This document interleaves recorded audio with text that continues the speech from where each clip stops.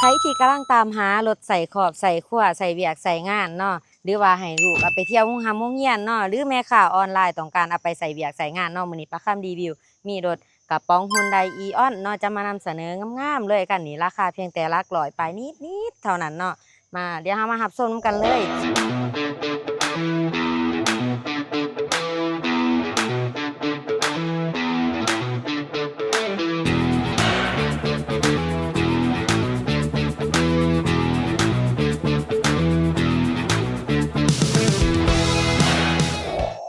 สบายดีทั้งสองเอง JN เล่าค่ะรถเล่าเนาะมีรถงามๆมานำเสนอรถใส่ขอบใส่ขั้วเด้อใส่ไปส่งลูกส่งเต่าไปหุ้งหำหุ้งเหียนเนาะหรือเอาไปขายออนไลน์ก็ได้เนาะคันนี้งามๆเลยเนาะเป็นสีครีมงามๆเลยราคาเพียงแต่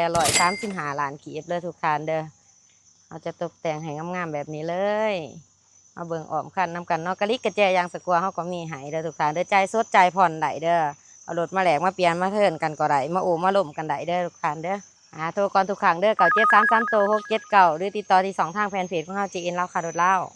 มาเบิ่งทางในน้ำกันเลยว้าวทางในงามๆเนาะสะอาดสะอ้างห่อบอหนังสีครีมให้น้ำผอมอีกเนาะทางหนาจบๆเลยเดี๋ยวมาเบิ่งทางหลังเติมทางหลังเฮากับกว้างๆเนาะหน่อยแต่แจ๋วแจ๋วแต่จิ๋วเด้อคันนี้เด้องามๆเนาะนางหลายๆคนห่อบอหนังสีครีมให้เบิดคันเลยแอร์เย็นๆเลยเนาะทางในของเฮา ระบบออกระบบแอร์เปิดปิดได้สะดวกสบายตามระดับเลยเนาะมากเย็นแห้งเย็นคอยเป็นเกียร์กระปุกเด้อคันนี้เด้อประหยัดน้ำมันสุดๆเด้อฮะประกันให้ว่าประหยัดน้ำมันเนาะโคตรหนาหักเลยแหละรถคันนี้เบื้องนี้ก็กว้างๆเนาะนั่งได้สะดวกสบายเลยเม็ดออกเม็ดอักเดิมๆเนาะจุกๆงามๆแบบนี้เลยรถเดิมๆแล้วมาเบื้องนี้เติม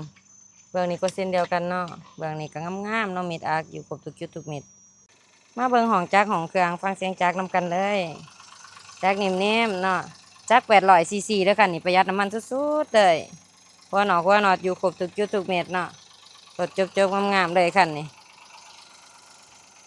หมอฟืนหมอไฟยังแจมๆอยู่ฝากไว้ตื้มแล้วทุกท่านเด้อกับHyundai Eon กระป๋องคันนี้เนาะงามๆหนาหักราคาคันนี้แมน